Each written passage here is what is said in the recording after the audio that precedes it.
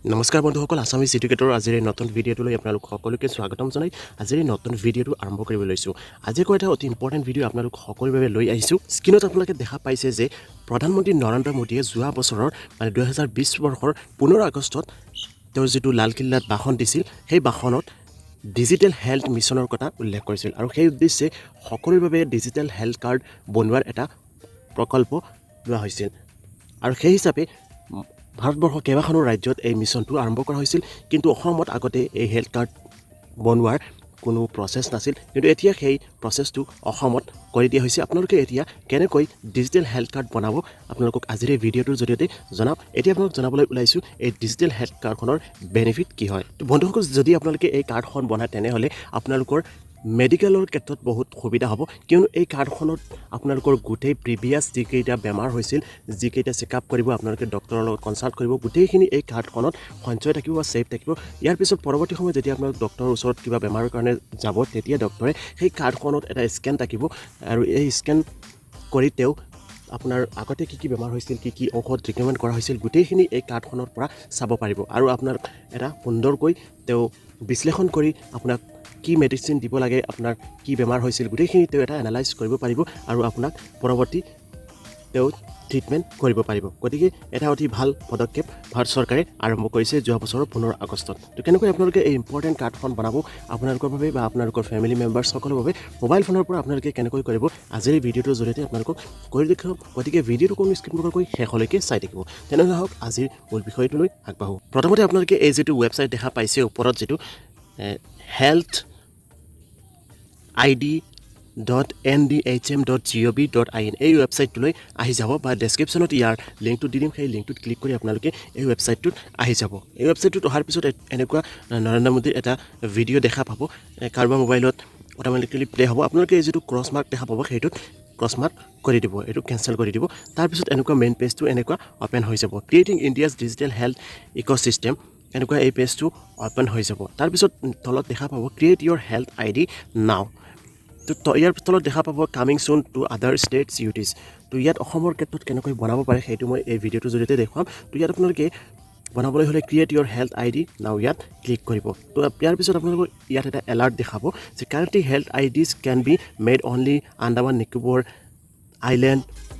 তাৰপিছত Chandigarh Dadra Nagar Haveli and Daman and Diu Ladakh Lakshadweep and Puducherry তো একো কথা নাই অসমৰ ক্ষেত্ৰত বনাব পাৰে মই আপোনালোকক বনাই দেখুৱাই দিম তাৰপিছত আপোনালোকে কণ্টিনিউড অপশ্যনত ক্লিক কৰিব কণ্টিনিউ অপশ্যনত ক্লিক কৰাৰ পিছত ইয়াতে আৰু এটা স্ক্ৰল ডাউন কৰিব বা এনেকুৱা পেজ আপোনালোকৰ সন্মুখত আকৌ অ'পেন হ'ব জেনেৰেট ইয়ৰ হেল্থ ID এনেকুৱা দেখা পাব ইয়াত জেনেৰেট ভায়া আধাৰ তো আপোনালোকে আধাৰ কাৰ্ডৰ পৰাও বনাব পাৰে বা যদি আপোনালোকৰ আধাৰ কাৰ্ড নাই তেনেহ'লে I don't want to use my Aadhaar for creating health ID তো আপোনালোকে আধাৰ কাৰ্ডৰ পৰাও বনাব পাৰে বা আধাৰ কাৰ্ড নোহোৱাকৈ বা আধাৰ কাৰ্ড ব্যৱহাৰ নকৰোঁ বুলি কৈ আপোনালোকে তলৰ অপশ্যনটো ক্লিক ইয়াত ক্লিক কৰিব পাৰে আৰু যদি কোনোবাৰ হেল্থ ID আছে সেইখন কিবা কাৰেকশ্যন কৰিব বিচাৰে তেনেহ'লে লগইনত ক্লিক কৰিব পাৰে তো মোৰ হেল্থ ID নাই মই আপোনালোকক বনাই দেখুৱাই আছোঁ তো আপোনালোকে ইয়াত ছেকেণ্ড যিটো option click here I don't have Aadhaar এইটোত ক্লিক কৰিব ক্লিক কৰাৰ পিছত ইয়াত দেখা পাব generate via mobile generate ID generate your health ID এনেকুৱা পেজটো অ'পেন হ'ব জেনেৰেট ভায়া মোবাইল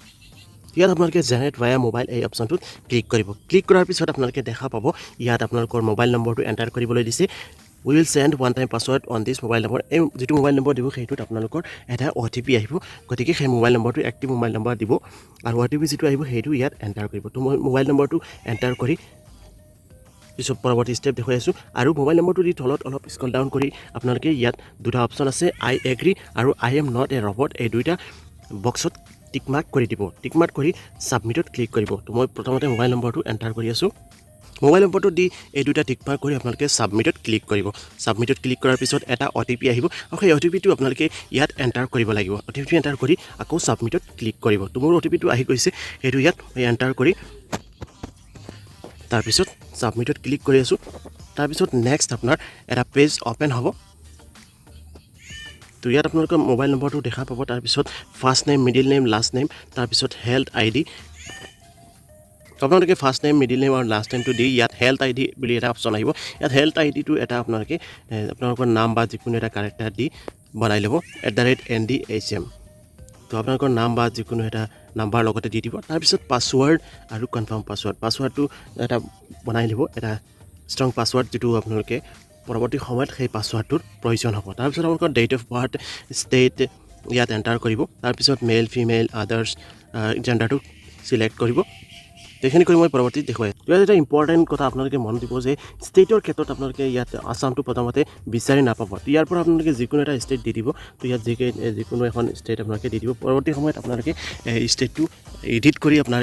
ষ্টেটটো চেঞ্জ কৰিব পাৰিব অসম দিব পাৰিব তো ষ্টেটটো দি তাৰপিছত এড্ৰেছটো দি দিব তাৰপিছত জেণ্ডাৰটো দিব তাৰপিছত ছাবমিটত ক্লিক কৰিব ছাবমিটত ক্লিক কৰাৰ আগতে গোটেইখিনি ডকুমেণ্ট বা এড্ৰেছ আপোনালোকে ভেৰিফাই নিজে কৰি ল'ব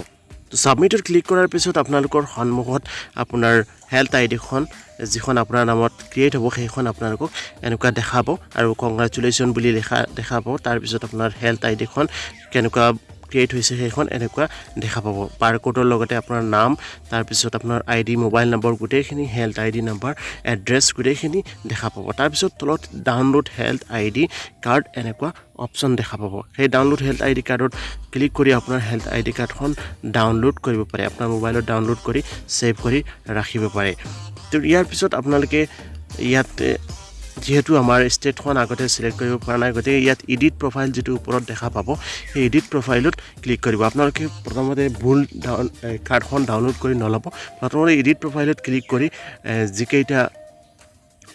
যিকেইটা অপশ্যন বাকি আছে যেনে ষ্টেট তাৰপিছত ডিষ্ট্ৰিক্ট এইকেইটা প্ৰথমতে সিলেক্ট কৰিব ষ্টেটটো আপোনাৰ যিখন ষ্টেট তাৰপিছত ডিষ্ট্ৰিক্ট আপোনাৰ যিখন ডিষ্ট্ৰিক্টৰ সেইখন আপুনি এডিট কৰি ল'ব ইয়াত আপুনি আগৰ যিখন দিছিল ষ্টেট সেইখন সিলেক্ট চেঞ্জ কৰিব পাৰিব তাৰপিছত ডিষ্ট্ৰিক্টও চেঞ্জ কৰিব পাৰিব তাৰপিছত আপোনাৰ ইমেইল আইডি গোটেইখিনি এডিট কৰি আপোনাৰ